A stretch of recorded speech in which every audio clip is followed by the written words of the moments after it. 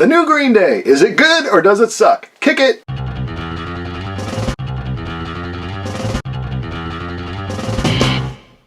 Hey, thanks for clicking on this video. As always, be sure to like, comment, subscribe if you want. Let me know, of course, in the comments what you think about this new Green Day record. Green Day, of course, the heroes of pop punk, rock and roll Hall of Fame band, I guess classic rock now. I think all the guys are like 51 years old now, so they would be considered, you know, from kids today, they'd be old guys. A bunch of old guys playing Green Day. But they still seem to have a strong fan base from young kids to us old dudes, so good for them. They release Saviors recently, and let's go into track by track and review this record. Real quick before we get to the record, let's talk a little bit about Green Day. For me, living in the Chicago area, I believe they first came to town '92, playing a little club called McGregor's in Elmhurst, Illinois. They were like the opening band or something. I think it said Green Day from California, because no one really knew that much about them, other than they were this poppy punk type band touring from San Francisco area, the Bay Area. And then I believe they came back once more at McGregor's.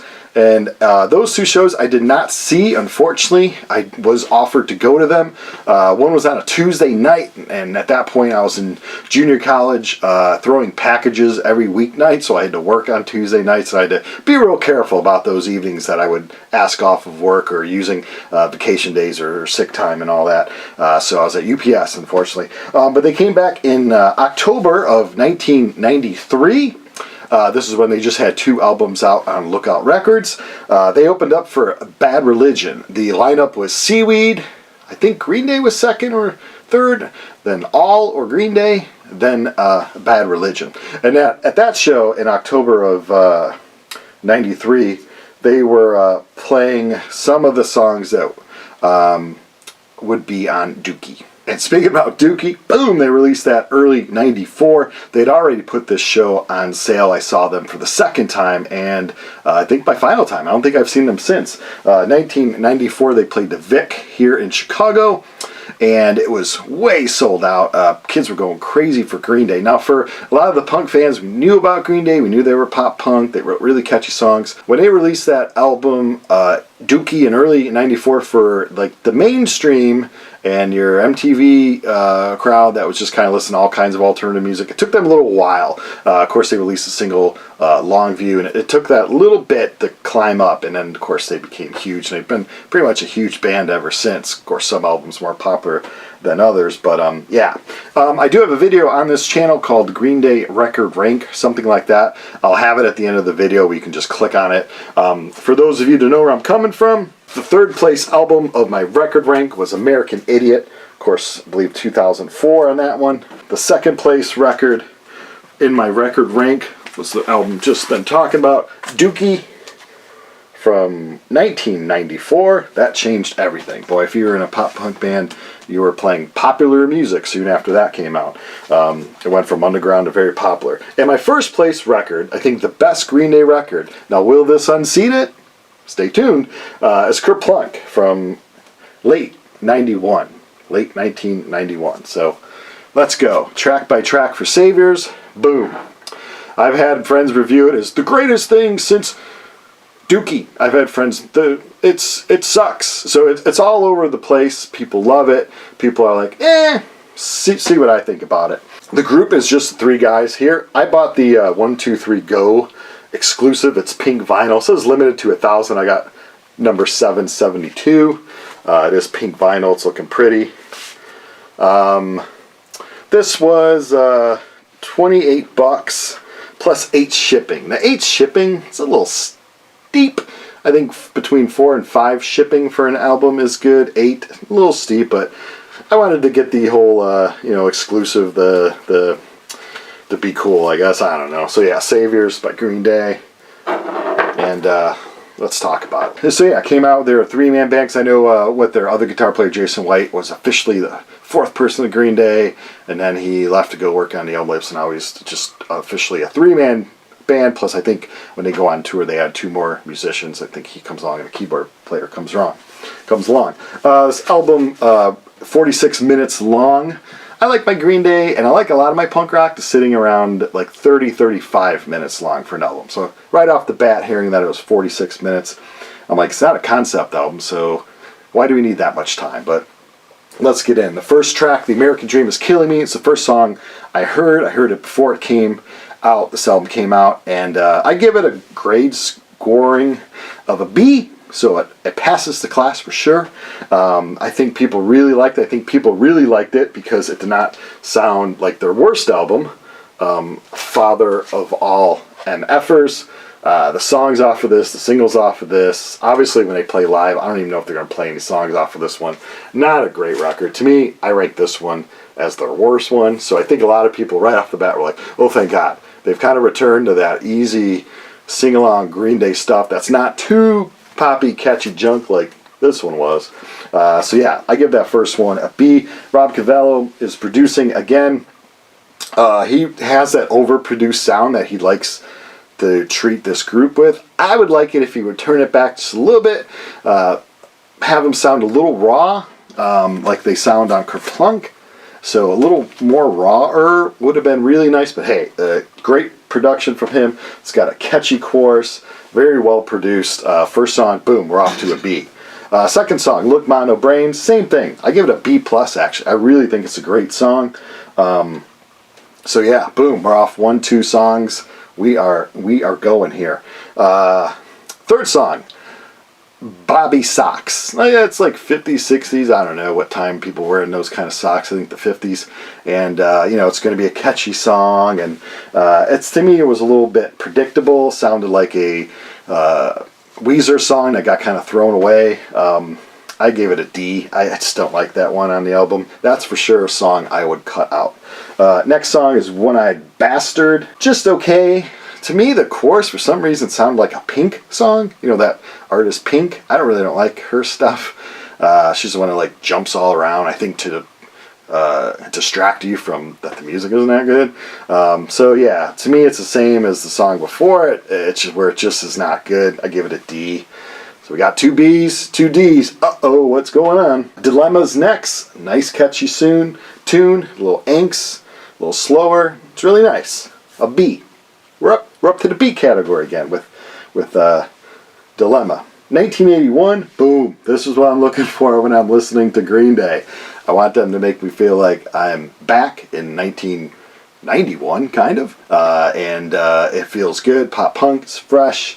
For me personally, I could connect with the song. 1981 is the year that I went to my first rock concert. I saw Cheap Trick here in Chicago. And so to me, I don't know what exactly he wrote the song about. I stink at lyrics, and I usually don't read lyric sheets because I just want the songs to mean something to me. So yeah, I love the year. Great year. Great song. I give it an A. We're lifting up the average now. And yeah, I think it's them at their peak. When you're a quick, catchy song, that's what I want from my Green Day. Good Night, Adeline, I guess. I give that a A-B.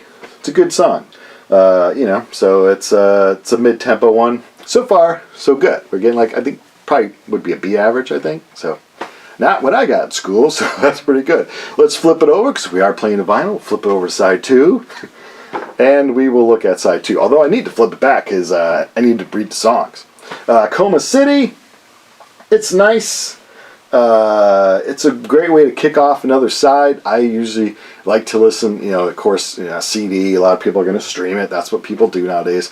I like, even if I'm hearing it on my iTunes, I'm just playing it as track by track. I still like to think of it as side 1 and side 2. So I'm really into songs that start a side to be pulled me in. Coma City for sure is that. I give it a B. Corvette Summer sounds like movie title for some cheesy 80s movie. Corvette Summer, same thing. It's really catchy. I love the guitar tone on it. I give it a B. Susie Chapstick. That was a commercial, wasn't it? Susie Chapstick, way back then in the 80s. Or could have been the 70s. It's got, again, type a Weezer type thing, but more of like the Birds in the Beatles. The Birds and the Beatles. So yeah, I liked it. Really catchy stuff. I give it a B. Here we go. Side 2 so far almost strong or stronger than side What we got next? Strange Days Are Here to Stay. Love the chorus. Love how the vocal lines go. Really poppy, really catchy. Give it a B+, A-. So again, side 2 is really doing good. Living in the 20s. I give it a C. It took me a while because I was like, is this song going to be like living in the 20s? That was a long time ago, like 1920. And then it occurred to me, like, no, you idiot, we're in 2024. So they're probably singing about the 2020s. Me being an old guy, I always throw it back to the 1900s when I was born. But yeah, so 2020s, yeah, and the subject matter and all that, obviously. I just gave it a C, though. It's just an okay song. Probably a song that I might throw out if I'm looking to create the perfect half-hour Green Day album. After that is Father to a Son. Emotional, more mature side of Green Day. Like I said, they're in their early 50s now, so it's you can't go straight up fast pop punk the whole album. You'll throw out a hip. So it's nice to have Father and Son. I gave it a B. It's nice. He's got a good voice. It's a good, catchy voice. A lot of people early on would slag him because what was he trying to sing with the English accent or that? But it's his voice now. He owns it, so it's good stuff. Saviors, the title track. You always want the title track. It's weird that the title track is so far on this album. Usually when you do track in the album, it's, I don't know, track 1 usually, but it's towards the end. I was hoping for something strong. I'm like, oh, they called the album after this. Gotta be a great song. I give it a C. It's a kind of a letdown. I wanted to kind of, after Father to a Son was a slower song, I kind of wanted to boom, jump right back in. But it's not that great of a song. I give it a C. And it ends with Fancy Sauce. I don't know what this was. I thought, like, are they going to end the album with one of these weird Trey Cool songs where he sings and it's kind of weird? Like Love Slave, or whatever that thing was from the early one. But yeah, it's really nice. It's a silly way to end the album. It's a great pop punk song. I give it a B. So yeah, like I said, the perfect scenario would have been maybe cutting a few of the songs that I didn't like, but hey, they're Green Day. They decided to do what they're going to do. They're going to go on the road with Rancid and Smashing Pumpkins. Talk about a weird lineup. I might go see that, but tickets are a little expensive. I might wait till the last minute ticket. And they're playing big places. I think pop punk, punk rock should always be in smaller places, but I get it. I digress. They're a big band. They got to play big places. So yeah, if it would be a A album for me, you'd have to cut some songs. And but it is what it is. As it is, I gave it a B. I gave it a B rating. It's a good album. So my friends that were like, hey, it's a really good album, they are right.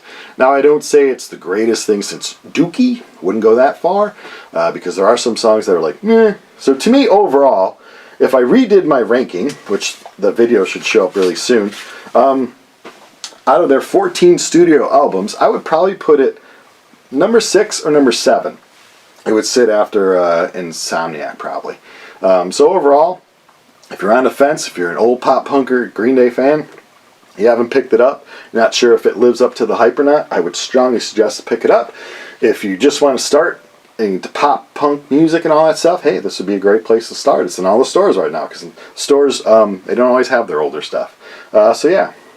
Well, hope this review shed some light on how I feel, and let me know in the comments below how you feel about the new Green Day Saviors.